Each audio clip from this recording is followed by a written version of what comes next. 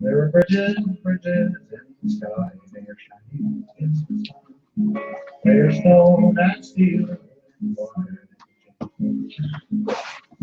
They are languages of others. They are free and low. They are love and understanding, and they're brothers. They are languages of others. They are poetry and law. They are love and understanding, and they're better than all.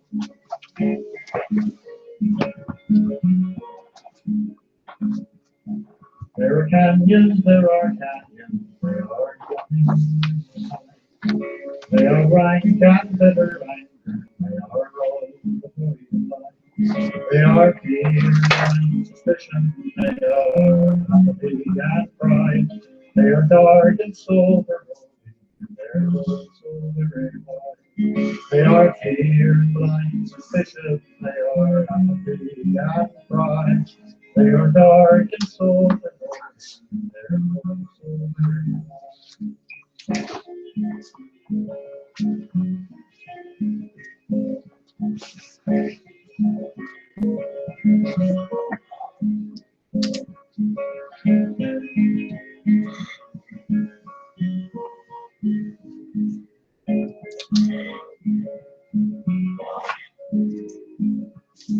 Let us build a bridge of music, let us cross into the sun.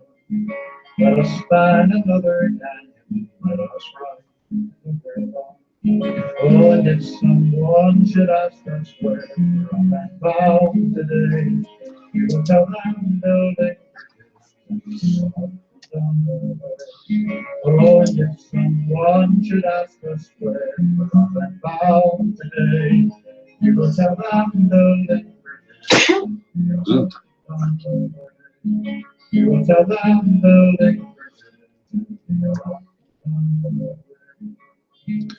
We'll tell them building bridges and be off and on our way. Thank you, Bill Staines, for letting us use the song Bridges, which fits in perfectly to what we do on Bridges Programming.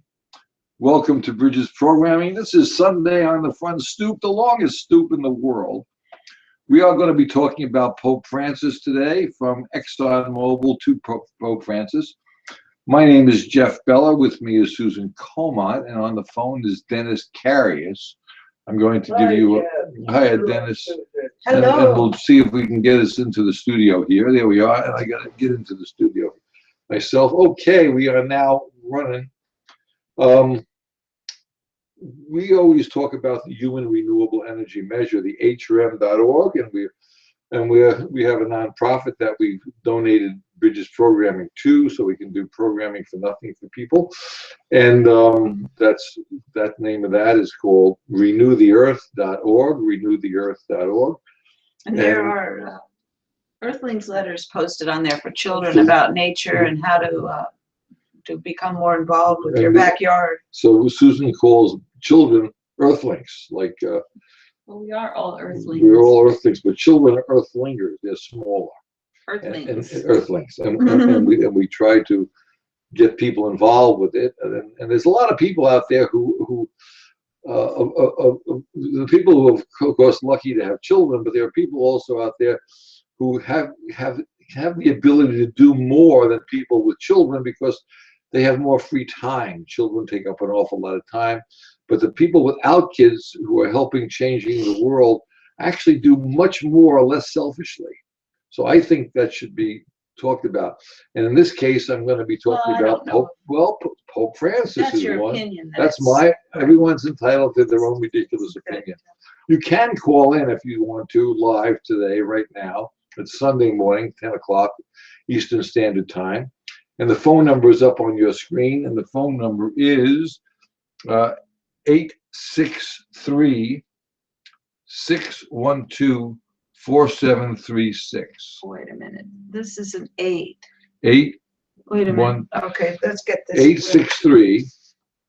812-4736. We don't know our own calling That's number. our calling number. Okay, 863-812-4736. Right, and it stands for HREM. Unfortunately, it's a combination of numbers that there's really not much ways that you Well, it can says remember HERM. it. It says HERM. The end of it's Well, yes, but you have to translate that. But so you can by look looking on at your keypad. That should tell keypad, you right. theoretically. So But anyway, that's where we are. memorizing that number. And you have your cheat sheet that you wrote up last night. Well, I wrote up a summary of what I thought we could talk about. Go ahead. And, So if you want to call up, the phone number's on the screen now, 863-812-4736. So you can't even read your own Well, writing. That's an 8. That's what I did. Yeah, 812. what you said something. Okay, we're going to transition. We've been doing a lot of programs about Exxon Exxon Mobile. Mobil and their lack of any Social justice. let's see. The Any more- concern for the damage they're The doing lies they create. with their products that they are Right. promoting to people, which is their petroleum products that come in all kinds of forms that we discussed in other programs. And they've known for 40 years that their products, and here's what I wrote, were damaging land, sea, and air.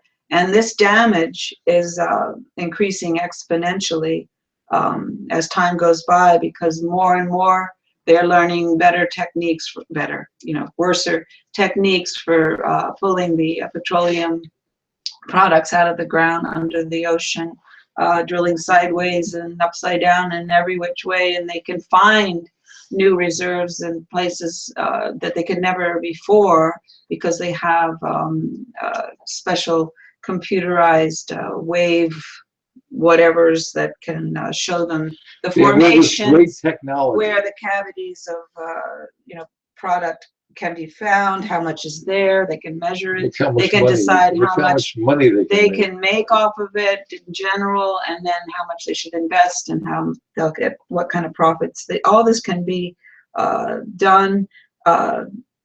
So the demand for their product has gone up, and because developing nations and developed nations are demanding more. Population is growing. People are being made to feel that they need bigger, better, whatever, faster, more of everything. And even though our technologies are becoming and are available, that are more efficient and more less damaging, less to the land, sea, and air, but these choices are not popular choices. They're becoming more popular choices in some parts of Europe. Germany is a standout for that, and now in the United States, I'd say maybe every 100 to around that, we're starting to see buildings and homes with solar on them With here. renewable energy And techniques, that right. is fantastic. Germany's more. Germany, almost every house, Well, not every. every rooftop you can see from the train has got solar panels. Sometimes so Yeah. renewable. And But the biggest problem we have though in the world is not so much renewables from electric, but it's for liquid transportation fuel. That's our biggest problem, and no one seems to be facing that problem. Liquid transportation is a big problem. Oh, liquid fuel, period. Liquid Not fuel. just for transportation. Well, mainly transportation, But- liquid fuel for transportation. That's the biggest problem we have. Well, what about for industry? It does. Liquid fuel for transportation Is the big is in one. fact the biggest problem we have.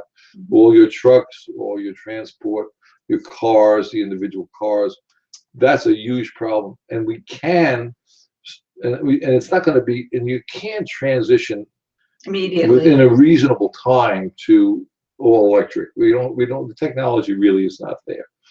However, the technology is there for garbage to alcohol fuels. That is there. Liquid transportation fuel can easily be, and I say easily, I mean subconsciously, physically, we can change the system over to a ethanol-based fuel for gasoline and biodiesel for trucks. for trucks. And that is not that much of a leap. You couldn't do it all, but you could do a good portion of it. And you can, and not corn alcohol that people really get down on, because the petroleum industries took out huge ads for that about how much your pizza is going to cost you a fortune if you use alcohol. Tacos or whatever.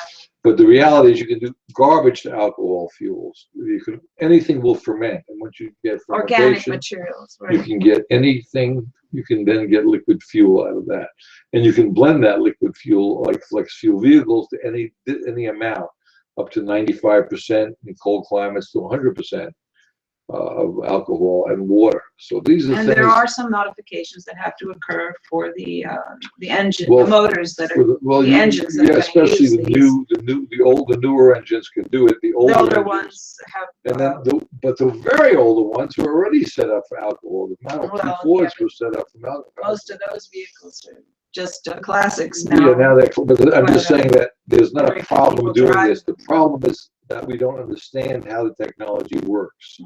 And once we understand how the technology works, like we sort of almost understand the way solar physically goes on the roof. We just don't understand how it's manufactured yet, as far as from the sun making the electricity. That's hard for people to understand. But they do know solar works. And as a matter of fact, all of our houses now run on solar. All the outbuildings, all the buildings that we have now run on solar. Me personally. But but we need our liquid. But I'm charging my batteries in my car, but I still have to use liquid transportation fuel to a large extent. As a matter of fact, my liquid transportation fuel costs me much more. Well, when the electric runs out in the car, right, you have to then fill up with. So you still got to use fossil fuel. You've got to use a liquid. But what you're saying is that the biofuels, the fuels derived from carbohydrates that are fermented, that are not being drawn from deep in the earth with all other kinds of minerals. This is not as damaging to the environment. But still, we can look forward, can't we, to a future when, if everyone has electric plug-in vehicles that are for personal use, right, you may not be able to get that into all the trucks and all the transport. Well, biodiesel. But eventually, we could get a majority of our transportation, our personal transportation, can be solar to electric, electric charged vehicles. Yeah, it depends upon how far you're going. I mean, it depends upon how. The battery technology is being. We get about 15 miles on a charge. If we're going downhill, of course, we get more, and if we're going uphill, we get less because we use more current, more power. So then it kicks into gasoline. I do use E85, which is 85% ethanol, and that comes derived from corn. I'd like to see it derived from wood chips and garbage, but that's the goal. But guys, do you know anything? Do you ever use E85 in your cars? And I ever what? Use E85. Ethanol fuel in your car. Oh my God, no. You know, there's stations right around here that sell E85. You know that, right? Well, I haven't seen what. Well, if you look up, I think there's one on Wolf Road that sells E85. I know there's one in Glenmont that sells E85. And if you go online, you can see all the stations that have E85. And then you can also go online, you can see all your plug-in stations that you have. So there's lots of stuff that we can do to not keep on polluting the planet. As severely with the petroleum products that Exxon Mobile and other companies sell are extremely contaminated. Right, and not only contaminated, but they are affecting our economy. Just figure out how much money, how many hours of labor you have to put in by looking at all the cars, how many hours of labor that's in those gasoline tanks, wasting horsepower that we have to work for in our life. Or if you're making $10 an hour or $20 an hour, and you put $20 in your car, which is only 4 gallons of fuel nowadays, or 3 gallons of fuel, that's hours of your life you had to work to put that fuel in your car. So you think about that. It's not how much money it is, it's how many hours you've got to put into your life. Of your Of your life work that you're life. putting into work so that you can Buy the fuel. buy the fuel, And right? then pollute the ground, and of course the pollution. The cycle And starts the again. pollution starts with maybe a bad asthma or heart attacks, and then you have to first work for that, and you have to go to the doctor and get pills and medication, which is pharmaceuticals, and this goes on and on. It goes deeper, deeper, deeper. But you can see where if we just could change the economic system so it benefits all humanity, then all of a sudden biomass fuels comes in, more solar comes in, the object of not hurting people come in, the war stuff. It's a total mindset just by changing the economic system. Well, you're changing the rules, the criteria, the premise, the goal. You're The changing goal, those and kinds we're of saying things. People will behave differently. we knew the Earth is part of this whole thing, and but the impetus behind this is that every human being on the planet should have their basic needs met for a minimum of 1 day, a week, or 1 hour a day of physical work to benefit society around them. Now that's just for their basic needs. For their wants, they can work longer. Now, But that's a choice. that's a choice. It's not slavery. Right. You can choose not to work, or you can choose to work. I'll go along with the summary a little bit here. We didn't have a chance in our last program to go very much into the article about what Exxon Mobile knew 40 years ago and has known ever since about their products, and from the scientists that were on their part of their company, telling them, but anyway, we'll talk about that article a little bit.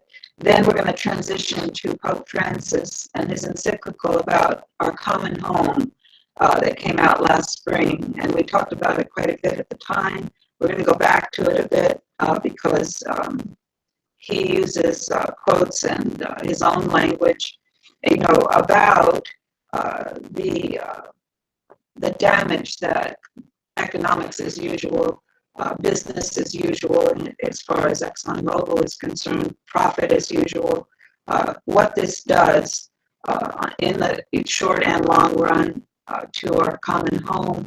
And here's a quote: due to an ill-considered exploitation of nature, humanity runs the risk of destroying it and becoming, in turn, a victim of its degradation. So there's a well-phrased sentence there.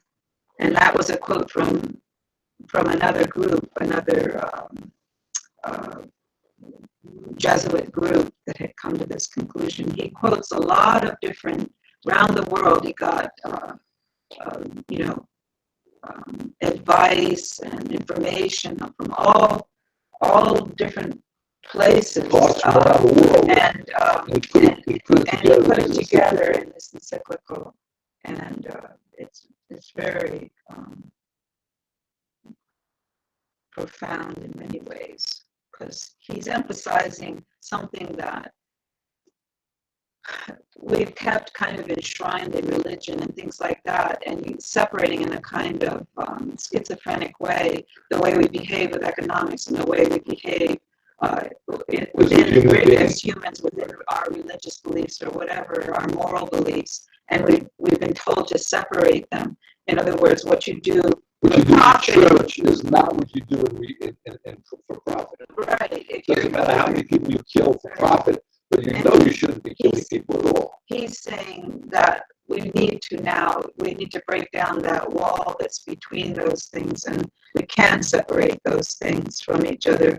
The economics has to have a moral core. By the way, you have to put what happens when you don't. Human base on our economics. You know what happens when you separate those things, Dennis? When you separate the moral physical things or the human things to the economic things. You know what happens then?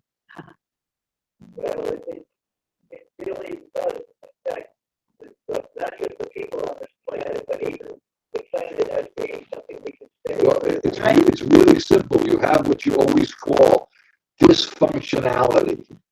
Yeah, that's really It's a dysfunctional system when you don't put together the reality of life and the reality of physical reality, the needs of life, and you don't mix that with the economic system. You have something called a dysfunctional government or dysfunctional society, because they're not. It's very similar of knowing that you physically have to do your dishes, and when you don't, and you know physically you've got to do the dishes, but you say, I'm not doing them because my belief system says I can't wash dishes today. But the dysfunctionality is that you don't have any dishes to use. So by not doing the physical things and going that to obviously a needs to be belief done. system like the economy, which has no bearing on the physical needs, we then have a dysfunctional system. And that's why you keep on saying The dishes are piling the up. dishes keep on piling up, the dysfunctionality keeps on coming over and over and over again. So these are some of the things that we have to look at and figure out if there's a way that we can possibly change that. And we believe the way is to do that is with the human renewable energy measure. And you can probably see that online as we're talking now. I don't know if that's... That is mentioned another way. I mean, that's great that you have the HREM, but another thing, there are so many roofs out there, and if we can put solar panels on roofs, that could get us off of that fossil fuel. Some of the fossil fuel, yeah. Right. But as Jeff was saying, liquid transportation fuel is nowhere near ready to do that with electricity. However, Dennis, I want to bring this out to you. The reason why we're not doing what you're suggesting is because of the economy, not because it's not possible, but the economic system is not allowing us to do it. So because of the economic system, it has to be profitable. Because it looks like it makes money. It's really making a lot of time and saving humanity for the damage they're doing. So the premise of the economic So you have a law. dysfunctional system that is not allowing you to put forth your idea to have all the roofs done with solar panels. It's the economy that's stopping it. As Bill Clinton's advisor said, it's all about the economy. And the reason that in Germany they were able to have such a huge movement toward putting solar wherever possible. And Germany has not got the best possible exposure for, I mean, anywhere on the planet is a good exposure. It doesn't really, that's all really. But what happened was that was just a little, that was a quirk in one of the economic in the political system. And unfortunately, that doesn't happen very frequently. They had a, I don't know if I want to go into it in detail, but it was a sort of a political economic quirk that occurred, and then once people saw the benefits, then it really took over. But just to get it started, took a mistake. Yeah, it was kind of a. It was a mistake in the political system. Right. It just slipped in. They're very careful not to have that happen here. But so, we're getting some edge of the solar, leverage is starting to winkle itself into the United States economic thought processes. And as I said, I was looking to see even where we live, we're kind of remote out here. Every 150 to 100 homes, now you see solar panels on them. And that's just, from what I'm observing locally, other people, in other parts of the country, they can look around when they're driving or whatever, see if it's happening in their area. This is New York State. But And I'm if you go I'm around- saying that, around you the know, country, compared to Canada has 15 years ago, wind generators. nothing was really happening. In fact, people were And Midwest is biomass plants, lots of alcohol plants. different kinds Right. of renewable energy is possible in different parts of the country, right? Well, let's Right. get into Anyway, I want to get into this article a little bit, and then we're going to go to the Pope. Pope's statements, which will be very, you know, You want to show maybe- that article? this was, Well, I have to get you back into the screen here. Okay, we're gonna show Exxon, you. this article was written by Shannon Hall, October 26, 2015. Exxon knew about climate change Here it is on your screen. 40 years ago. Okay, and then I'm going to read some of it. You can stop me at any point, comment. Dennis or Jeff, or Dennis, or anybody. Or you can call in at 863 812. Are you going to say it or am I going to say Go it? ahead. 863-812-4736. It's on your screen now. 863-812-4736. Okay, let's take a look and see. Let's hear the first paragraph. Exxon was aware of climate change as early as 1977, 11 years before it became a public issue, according to a recent investigation from Inside Climate News. This knowledge did not prevent the company, now Exxon Mobile and the world's largest oil and gas company, from spending decades refusing to publicly acknowledge climate change and even promoting climate misinformation, an approach many have likened to the lies spread by the tobacco industry regarding the health risks of smoking. Both industries, but I have to say, this is going to affect everyone, not just people who are smoking and have chosen to smoke, and the people around them who have to breathe the second, Second smoke. yeah, whatever they call it. Exhale. Right. This affects everyone. We have no way to avoid it. The exhalations of burned fossil or petroleum product or whatever you want to refer to it as. Quote, both industries were conscious that their products wouldn't stay profitable once the world understood the risks. See, here we are, profitable. They were conscious that their products won't stay profitable once the world understood the risks. So much so that they used the same consultants to develop strategies on how to communicate with the public. So that we're talking about propaganda here. Experts, however, aren't terribly surprised. Quote, it's never been remotely plausible that they did not understand the science, unquote, says Naomi Oreskes, the history of science professor at Harvard University. But as it turns out, Exxon didn't just understand the science, the company actively engaged with it. In the 1970s and 80s, it employed top scientists to look into the issue and launched its own ambitious research program that empirically sampled carbon dioxide and built rigorous climate models. Exxon even spent more than $1 million on a tanker project that would tackle how much CO2 is absorbed by the oceans. It was one of the biggest scientific questions of the time, meaning that Exxon was truly conducting unprecedented research. And we know now that part of what they call the relief from the climate change was because the oceans were absorbing so much of the carbon and the excess heat. But there's a certain point where that is they've done as much as they can do, yeah, and then it will exponentially change.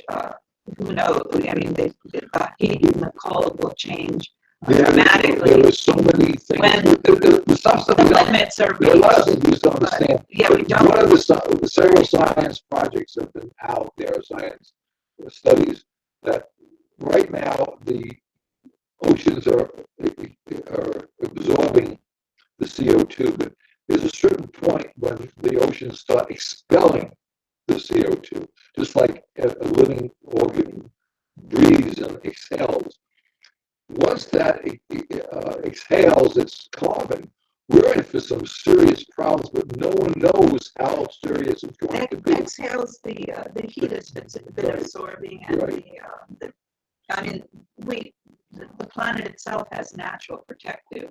We did a show on that too. Yes, cycles and abilities, but they have their limits.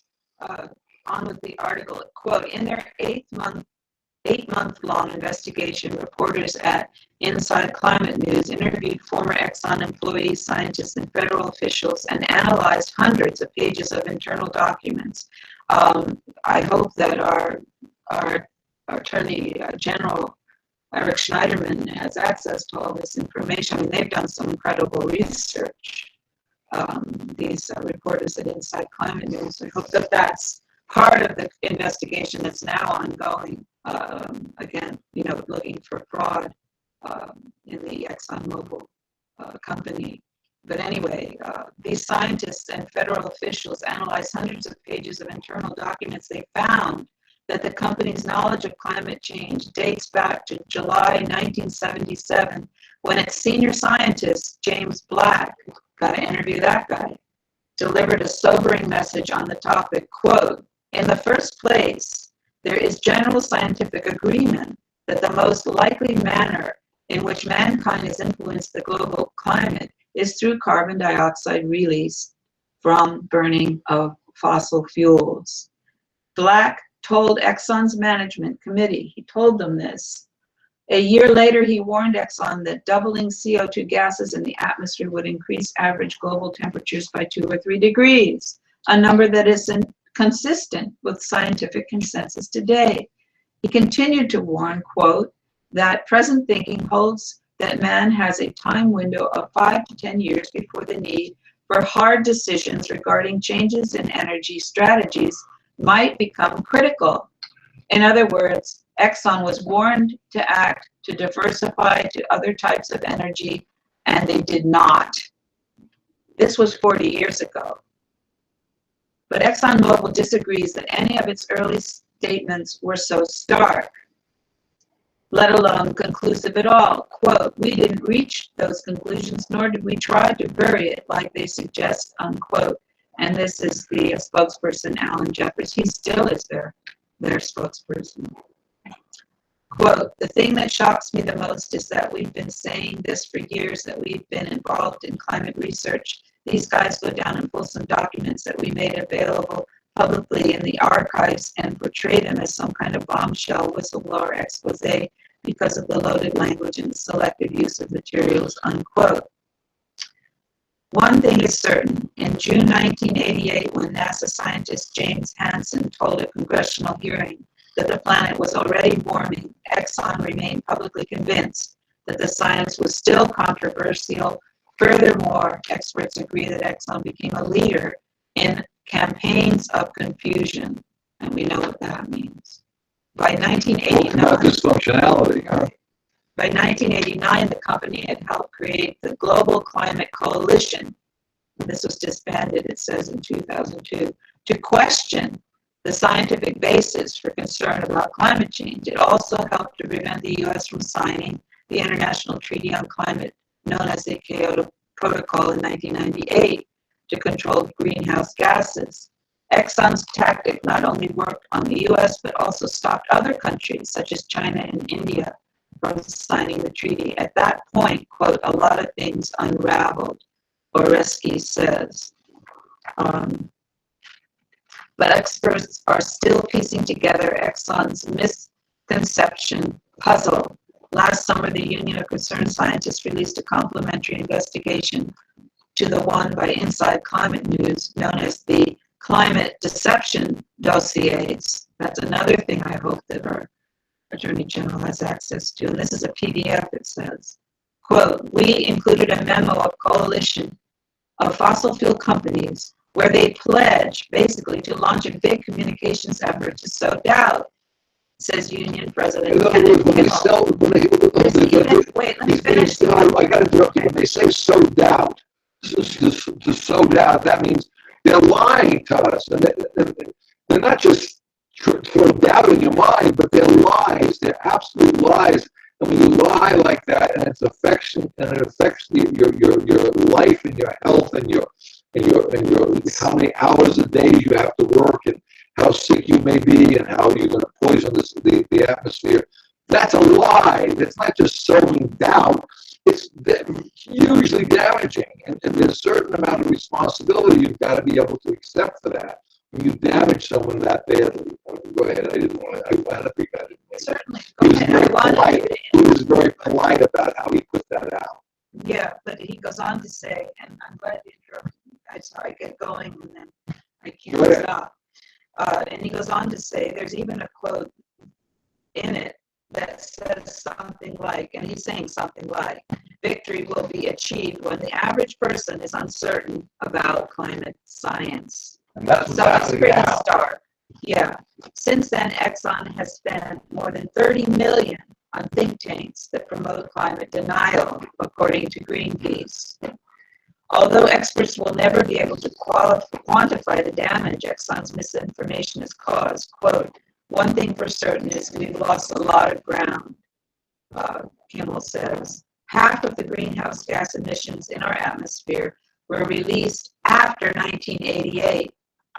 Quote, I have to think if the fossil fuel companies had been upfront about this and had been part of the solution instead of the problem. And that's what we're trying to say.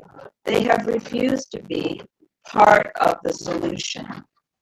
They don't want to participate like that. They're not running to save people from a burning building. They're running away from the building and saying, let somebody else deal with that. We see some opportunities over here where things are not burning. They don't want to be part of the solution. Instead, they are part of the problem. They are a major part of the problem. We would have made a lot of progress today instead of doubling our greenhouse gas emissions. So if they had been part of the solution, we would have a very, very different situation at this point. But of course, they were not. Experts agree that the damage is huge, which is why they are likening Exxon's deception to the lies spread by the tobacco industry. Well, Exxon's lies are much more damaging than the tobacco industry lies, in my opinion. They go beyond, they go globally. It's damage that is permanent in some situations. I don't think we'll ever see life return to the Gulf of Mexico unless, millions of years have gone by and we are not here. Well, anyway, quote, I think there are a lot of parallels, he's saying, to the tobacco industry, Kimmel says. Both sow doubt about the science for their own means, and then for their own means, for their own profit. Both sow doubt about the science for their own means, and both work with the same consultants to help develop communication strategy. Communication strategy means propaganda. Propaganda. Lies. He notes, however, that the two diverge in the type of harm done. Good, he's making a distinction. Tobacco companies threaten human health, but the oil companies threaten the planet's health and in turn human health all over the planet. And that's what I'm adding. It's harm that is global in its reach, Kimmel says. To prove this, Bob Ward, who on behalf of the UK's Royal Academy sent a letter to Exxon in 2006 claiming its science was, quote, inaccurate and misleading, thinks a thorough investigation is necessary.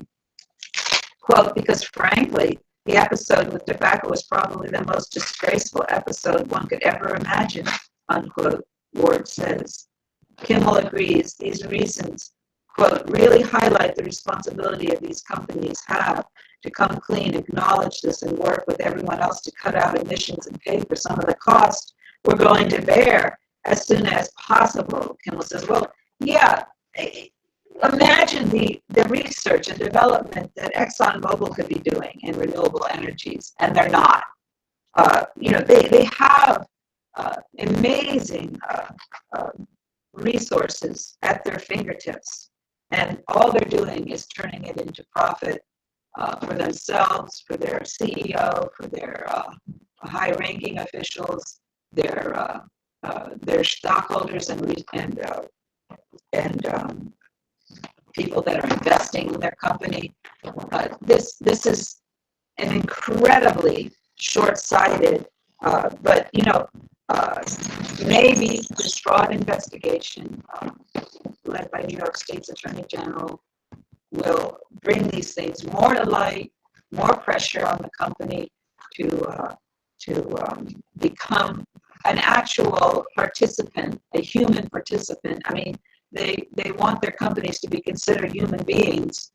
They want them to have the same rights. Well, let's start acting like human beings and realize that humans have a moral center to draw upon, and there's a reason for that. I want to get back away from this moral thing, because it's not well, let me use it. You can use something else. It's a physical thing that humanity. Now, if you don't care that human beings are dying, that means if you see your parents dying or your kid dying, if you don't have any feeling about that, well, maybe that's the way you should be. However, we do feel about each other and individuals on how sick we are, how damaged our friends look. We have empathy. Those things are physical things, and it's not a question of morals. Morals like religious morals. We're going to get into that with the Pope hopefully today. But we're talking about physical change. People need. We have to focus on the physical needs, not separate the physical things from the imaginary things. And that's the problem. That's why we have dysfunctionality, because we are separating the physical needs of humanity from the economic system. And we need to get those blended, so all physical needs, not wants, physical needs. The difference between, everyone tells me, well, a human being, everyone's different. Well, we have different wants, but we all have the same needs. And don't try to confuse, I need a Porsche, or I need a Prius, or I need a car. Those are not needs, those are wants. You don't need them. You may need a car because of the economic system, the way it's set up today, and for you to get a job. But that's really not a need, it's a want, because of the way the economic system is controlling things. You may need, you think, an education with a formal degree, but that's, again, so you can get a better job, and it has nothing to do with your real needs. Your needs are your basic education, food, and shelter. Those are your basic needs. That's all we're talking about. And for 1 hour a day or 1 day a week, you should have all basic needs met. Anyway, I want to go into that. We're not going to get to the Pope. Right now, I'm going to go right there. Now, here's where we're connecting the Pope to this, to the Exxon deal. And, I mean, you don't want to use the word moral, but this is where, let's just say, The Pope comes in. right, it's, maybe you just want to say that we have the capacity for goodwill and for helping each other. We have an empathy. We are empathetic, physical, empathetic. And there's a reason for right, that. And the reason for that is when someone kicks you in the shin, it hurts, and we know it hurts. And we can feel that someone kicking us in the shin when we see another person being kicked in the shin or vice something similar. We then can have empathy for that. Wow, that really must hurt because we've had it done to us. We know what it feels like. We can feel it when we see an animal or a physical thing dying, even a tree when it's dying and a piece breaks off of it. We have a certain feeling as a species for those things. And we're one of the few species, I think, that, well, maybe not. There are other species that empathize with each other and try to protect each other and try to care for each other. And this is a human quality. And in this encyclical letter of Pope Francis, it was translated into English so we could read it sometime last spring. and it's referred to as On Care of Our Common Home. And I'm going to read just a few excerpts from the introduction, and it gives you an idea of what he's going to go into in great detail in the whole letter, which is about 100 pages long. In the words of St. Francis of Assisi, he reminds us that our common home is like a sister with whom we share our life, and a beautiful mother who opens her arms to embrace us. This sister now cries out to us because of the harm we have inflicted on her by our irresponsible use and abuse of the goods with which God has endowed her. We have come to see ourselves as her lords and masters, entitled to plunder her at will. The violence present in our hearts, wounded by sin, is also reflected in the symptoms of sickness evident in the soil, in the water, in the air, and in all forms of life. This is why the earth herself, burdened and laid waste, is among the most abandoned and maltreated of our poor. She groans in travail. We have forgotten that we ourselves are dust of the earth. Our very bodies are made up of her elements. We breathe her air. We receive life and refreshment from her waters. Nothing in this world. Solar induced. Yeah. Point of information. Nothing in this world All because is of indifferent the energy to from the us. sun. We're made up of what the earth is made up of. And when we damage the earth, we damage all life, and obviously we damage our species. More than 50 years ago, with the world teetering on the brink of nuclear crisis, Pope John Paul the 23rd, it looks like, wrote an encyclical which not only rejected war, but offered a proposal for peace. He called upon all men and women of goodwill, not just in the Catholic world, but all men and women of goodwill, now faced as we are with the global environmental deterioration. And he's saying, I, Pope Francis, wish to address every person living on this planet. In my, and he refers to another writing, I wrote to all the members of the church with the aim of encouraging ongoing missionary renewal. So he's instructing all the priests around the world in the Catholic faith to take on, and now he goes on to describe, to understand how we're impacting global deterioration and what we can do about it. Interrupt one thing. Dennis, I'm going to ask you, would you remember when we actually went to see Bishop Hubbard, Susan, you and I, about maybe 10 years ago or 12 years ago? He's the local Do you bishop remember that? in Albany, New York. Where was he? We went to meet with Bishop Hubbard. Remember, all three of us got an audience with the bishop to go see him. We told him to get all of his parishes to put solar And panels on their roof. he said, what do you want from me? And I said, we'd like you to instruct your parishes to put solar and talk about renewable energies and how we're going to save the planet. And he said he couldn't do that.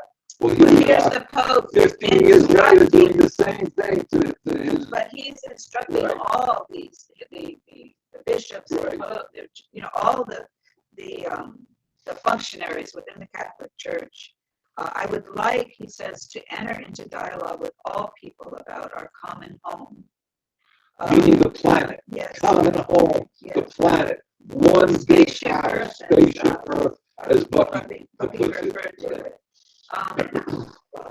In 1971, The planet will still be here, even if we have climate change and global warming. The planet would still be here, but it would not be inhabitable. That's right. And it could be that maybe 1 billion or 10 billion years from now it'll be re-inhabited by something like us. But it's a shame because we have this great ability, whether you want to say it's religious ability or just human nature's ability to think these things through. And I just want to compare something to you. We finally figured out how to get a squeeze bottle, and then after many years of a squeeze level, we realized we can turn the damn thing upside down and squeeze it and get the ketchup out of it. It took so long To turn the to bottle turn the upside down. bottle upside down and change the label around so we don't have to spoon out the cat. I mean, look how long it takes for human beings. Remember those glass bottles? You have to You take a know, knife with to a get knife and get the ketchup out of it. But don't you see that it takes so long for us to make some, a even the simple change. simplest change, like the wheel took forever to figure out. We finally got a wheel, and everything is based on the wheel now, gears and movements and all mechanical things that goes. But all things take forever. We all knew that that there's gravity, that we fall down and trees fall and rain falls. We all knew about the stuff falling for millions of years, but we just first named it just 400 years ago, and we were able to measure it. Amazing. It's just amazing to me that it takes human beings this long to come up with an idea and a possible solution. By the way, we're going to give you a solution That to the would give you problem. hope that this humanity solves. That's, and we're going to give you a solution on what you could do to make the change happen. And it doesn't cost you any money. It doesn't cost you any, you don't have to join any groups or sign up.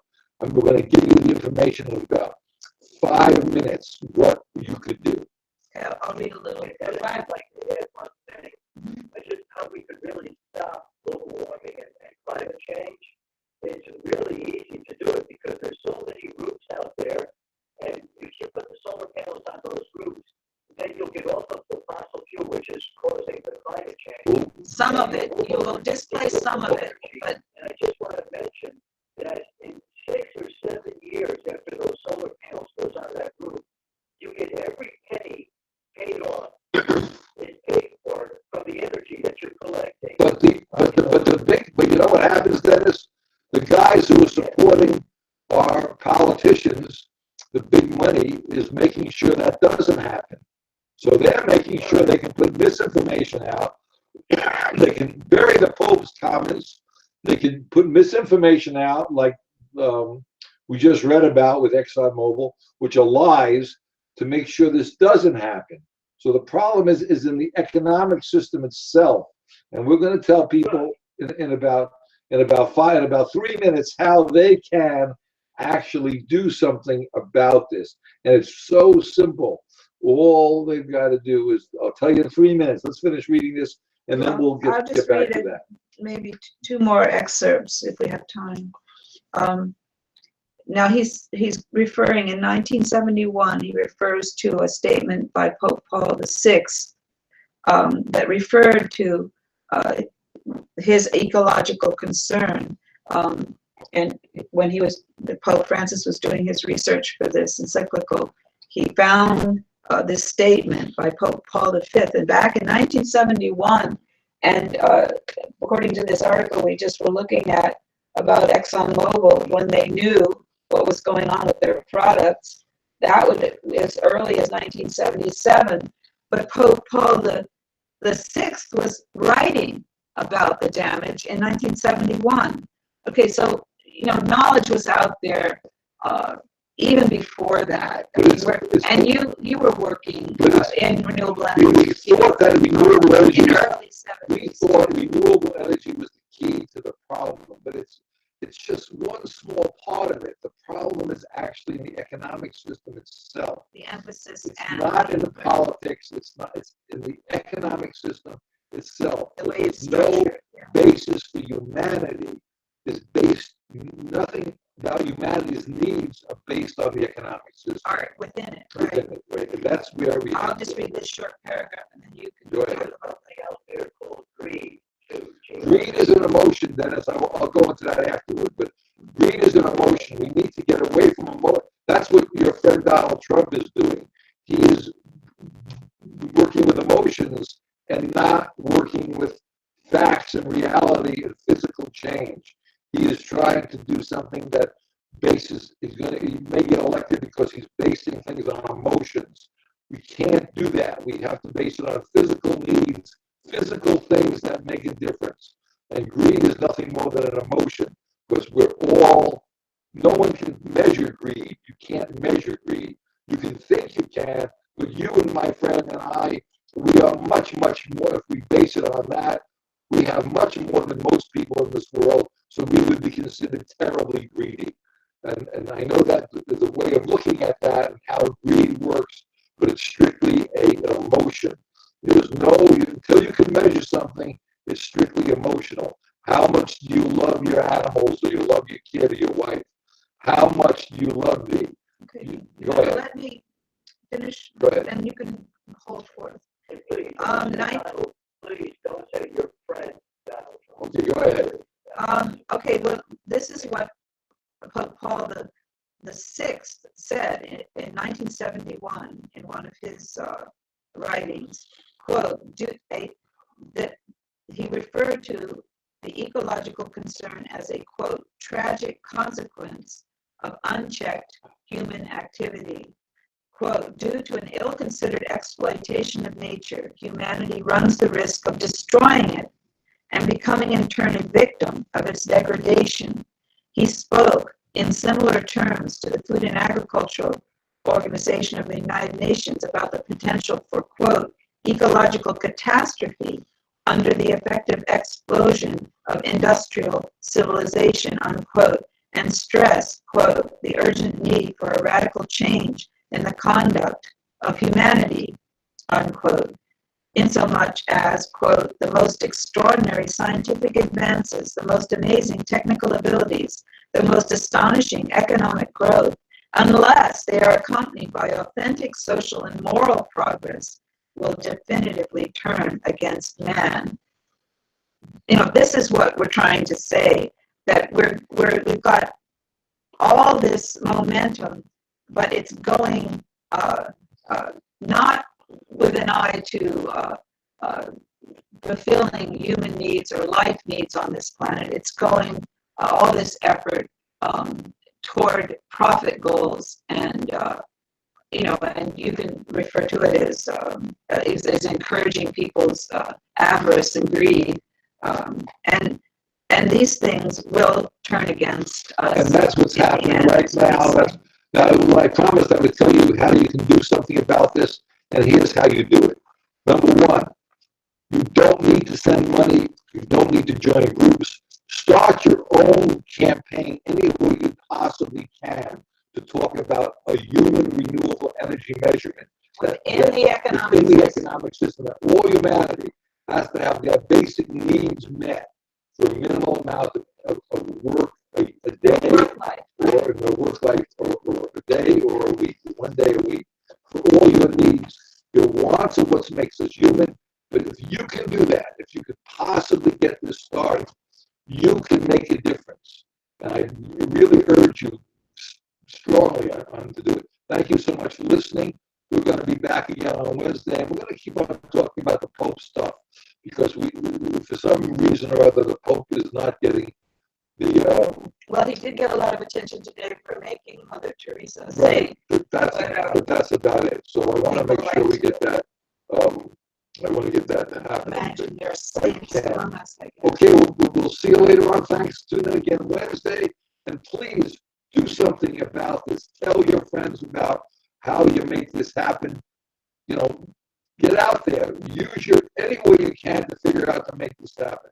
See what you can do. Thanks so much for listening. We'll be back again on Wednesday. And like that, again, enjoy something on the front stoop, the longest stoop in the world. Thank you, Dennis. Thank you, Susan. Thank you, listeners.